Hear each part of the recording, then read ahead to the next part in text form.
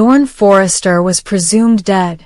Years ago, a violent, inexplicable car crash had ended his life, or so the Forrester family believed. The accident was brutal, the wreckage unrecognizable, the body never recovered. Time passed, grief was processed, and the Forrester Creations empire continued, albeit with a silent shadow in its halls. No one knew that the man they mourned had never died. No one expected that one day, without warning, he would return. Disfigured, changed, and determined to tear the house of Forrester down, brick by brick. The doors to Forrester Creations slammed open on a storm-swept morning. Employees froze. Brooke Logan gasped. Ridge Forrester stood, dumbfounded. Eric's face drained of color. It was Thorne. His eyes burned with something cold and hard. His face was lined with scars, his body a map of pain and survival. "I'm not dead," he said, his voice like gravel. "But soon, one of you will wish I were." His return wasn't just a shock, it was a declaration of war. Thorne made no attempt to play nice. Within days, he started to unravel the fragile piece that had held Forrester Creations together. He leaked confidential designs, sowed doubt among major investors, and stirred mistrust between once-close allies. No one was spared. Not Brooke, whose position as co-leader of the company grew increasingly tenuous. Not Ridge, whose marriage and professional standing Thorne targeted with brutal precision. Not even Felicia, the sister who once defended him, found sanctuary from the fury that Thorne now embodied. It began with the revelation no one was prepared to hear. Eric Forrester had conspired against his own son. Years ago, Thorne had uncovered private documents showing Eric's backdoor deal to quietly strip him of authority within Forrester Creations. Eric feared Thorne would make bold changes. Restructure the leadership, shift creative control, perhaps even take the company global in a way that threatened the family's traditional dominance. Rather than face the confrontation, Eric undermined his son, casting him out while maintaining the facade of fatherly love. Thorne, devastated and disillusioned, fled. But his departure wasn't the escape he imagined.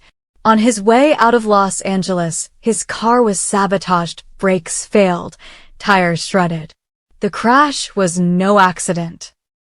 He survived, barely, found by a reclusive doctor along the Pacific coast who nursed him back to health. The trauma left him with fragmentary memories, an identity he couldn't recall, and scars that would never fully fade. For years, he lived under another name, tormented by flashes of a life he didn't understand, images of betrayal wrapped in silk and power suits. Then one day, watching a fashion broadcast in a bar, it hit him. A dress on the runway designed by Ridge, a phrase said by Brooke, a smirk from Eric on camera. The past flooded back. Thorne remembered. And with it came the hatred. With every recollection, the seed of vengeance grew deeper. He returned to Los Angeles with one goal: destroy the Forresters from within. What followed was a masterclass in controlled chaos. Thorne seduced critical board members away from the company. He acquired minority shares using a network of shell corporations. He used blackmail, corporate espionage, and insider trading tools honed in his years of exile. Brooke's affair with a prominent journalist was splashed across headlines.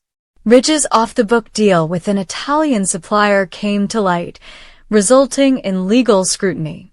Felicia's hidden addiction surfaced. Stephanie, long retired, was dragged back into the fray when her personal accounts were mysteriously drained and redirected to a foundation linked to Thorne. It didn't stop there. Thorne targeted their relationships. He fed lies into the ears of their spouses, lovers, and children. Marriages trembled. Friendships collapsed. Loyalties shifted. Even Donna and Katie began to question their alliances. The Forrester dynasty, once ironclad, stood on crumbling foundations. But amid the darkness, one figure stood apart, Steffi Forrester. She watched the chaos unfold, torn between fear and recognition. This man, the stranger in the building, was her uncle. But he was also a man possessed. Steffi couldn't reconcile the gentle, wounded soul from her childhood with the ruthless operator before her. She made it her mission to understand what truly happened. Steffi reached out, again and again, met only by silence, rejection, and venom. But she persisted. Through old photos, therapy records, and the aid of a retired detective who once handled Thorne's case, she uncovered the truth behind the crash. It wasn't just an accident, it was orchestrated. More shocking still, the trail of manipulation pointed not only to Eric, but to someone even closer, Stephanie. Before her death, Stephanie had learned of Thorne's plans to reorganize the family legacy, threatening the unity she spent a lifetime protecting. Desperate, she authorized someone to scare him straight. But the plan spiraled. What was meant as a warning became an attempted execution. Stephanie never confessed. Not to Eric, not to Ridge, not to anyone. Only in a hidden journal Steffi discovered behind a false drawer did the truth finally emerge. With that knowledge, Steffi confronted Thorne. Not with anger, but with honesty. She brought him the journal, let him read the words written in Stephanie's own hand. She told him that vengeance had run its course, and all that remained was rot. For a moment, the war paused. Thorne wept. The man beneath the scars, the one who once loved, who once dreamed, returned. But not completely.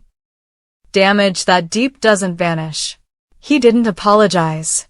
He didn't surrender. Instead, he made one final move. He called a meeting with the family. In the main conference room at Forrester Creations, under the cold lights and the scrutiny of decades of legacy, Thorne faced them all. Brooke, Ridge, Eric, Felicia, even Hope and Thomas. He laid it bare. Their sins, his scars, their betrayals, his crimes. Every line in the sand was drawn in blood. And then, he offered a choice. Dismantle this empire. Step down. Share the crown. Or I'll burn it down with all of us inside. Silence. Then Eric spoke. His voice, once commanding, was frail. I failed you, Thorne, not just as a father, but as a man. No one had ever heard Eric admit fault so openly. No one knew what Thorne would do. In the end, it was Steffi again who changed the course. She proposed a new plan, redistribute power across the family, make it a council, not a throne. Give voice to the silenced. Let transparency replace tradition. Ridge resisted. Brooke hesitated. But when Thorne turned away, prepared to execute his last campaign, Eric stood up and agreed. That act, that sacrifice, was enough. Thorne didn't forgive. He didn't forget. But he stepped back. In the weeks that followed, Forrester Creations rebuilt. Slowly, uncomfortably. Board seats changed hands. Some resigned. Others returned. Thorne remained close, watching.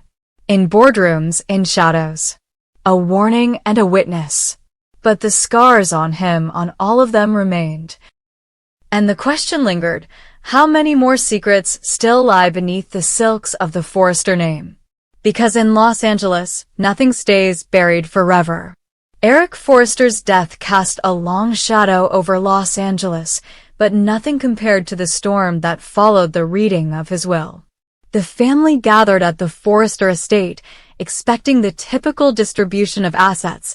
Ridge would lead, Steffi would inherit her share, and the company would remain firmly in Forrester hands.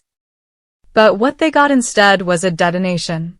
Eric's final wish sent shockwaves through every room of Forrester Creations. He left 30% of the company's shares to Quinn Fuller.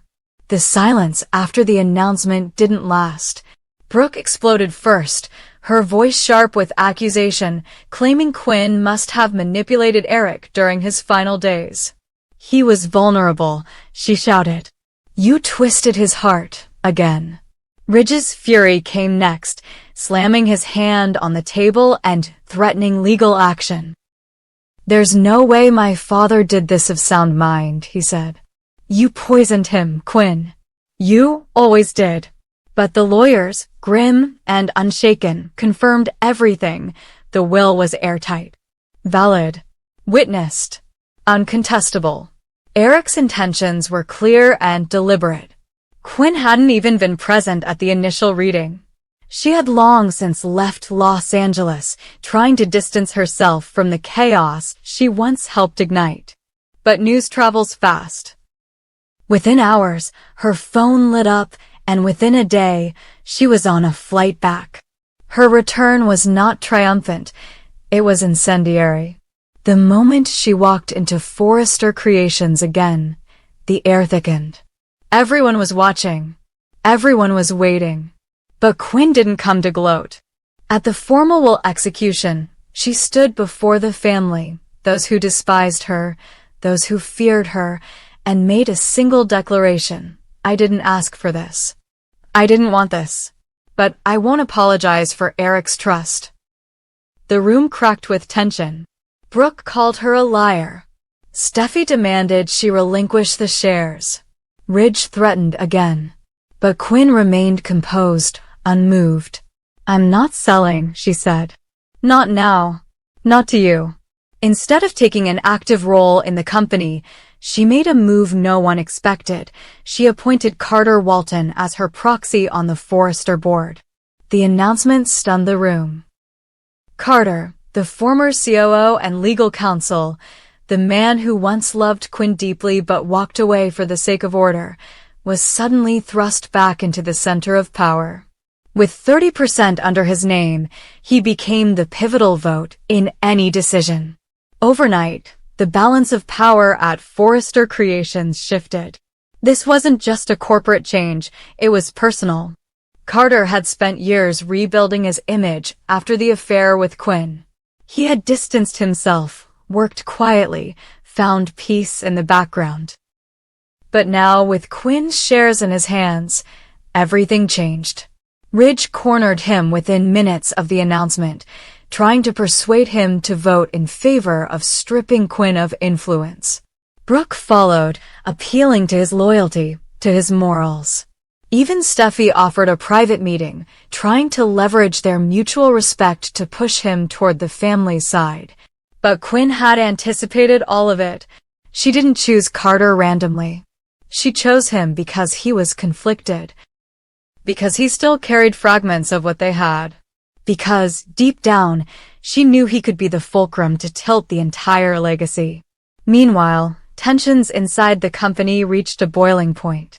Departments aligned with different factions. Ridge and Steffi began restructuring teams, replacing loyalists with new blood, hoping to secure internal control. Brooke pushed for a shareholder vote to remove Quinn's shares from the voting pool. But each effort ran into the same obstacle, Carter. And Carter, for the first time in his career, was no longer neutral. Every decision he made was dissected.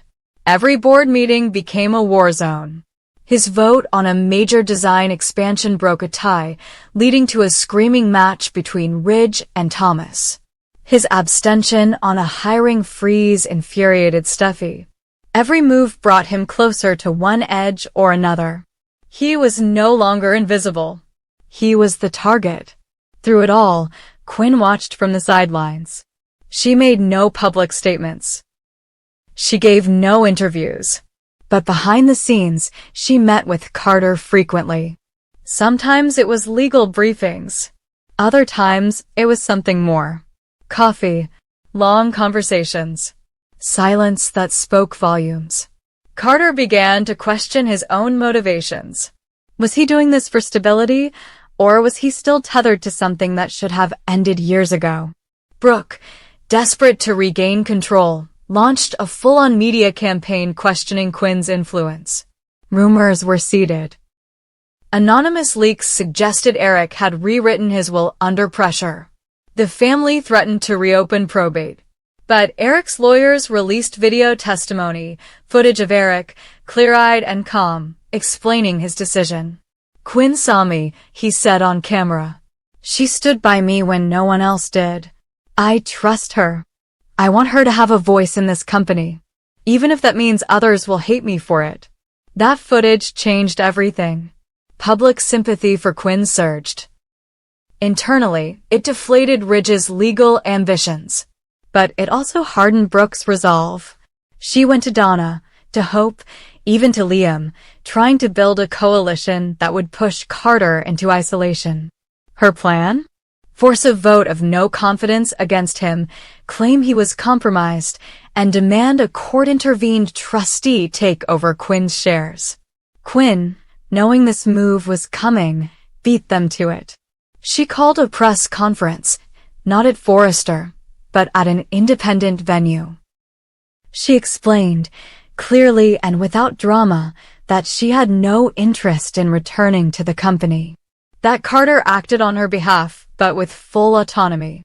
"If Carter ever chooses to sell the shares, he will do so with my blessing. Until then, I trust him to decide what's best, even if it's not me." It was a masterstroke. It publicly transferred perceived power to Carter while painting Quinn as a reluctant heiress, not a schemer. The Forrester board, faced with optics and public support, backed down from the vote. But the war wasn't over. Steffi, pushed to the edge, made a bold move. She tried to buy out Carter. She offered more than market value, a position of even higher authority. She appealed to his ambition, his legacy. "You don't owe Quinn anything," she said. "You could build something of your own. Lead this company. Be the man who saved it." Carter hesitated. He took time, met with lawyers, rethought everything. And then he said no. His refusal shook the foundation. Steffi felt betrayed. Ridge swore he'd cut Carter out of everything moving forward. Brooke branded him a traitor. But Carter, for once, didn't flinch. He returned to the boardroom, cast his vote, and spoke clearly. "I'm not here for revenge. I'm here to preserve what Eric wanted, even if that makes me the enemy." With Carter holding the deciding stake, every decision now ran through him. Slowly, Forrester Creations evolved. Power shifted. New partnerships emerged. Some old alliances were shattered. Others reformed. Quinn remained out of the spotlight, content to let the storm rage without her. But behind the scenes, she and Carter kept talking. And one day, months after the dust began to settle, Quinn reappeared, not at a board meeting, but at a private gallery opening downtown. Carter was there. They didn't speak much. Just a look, a nod, a shared understanding. Eric's death didn't just change the company. It reshaped the battlefield. And in Los Angeles, the past never stays buried for long. Because Quinn Fuller still holds 30%. Carter Walton is still the swing vote. And the Forrester family? Still at war with itself.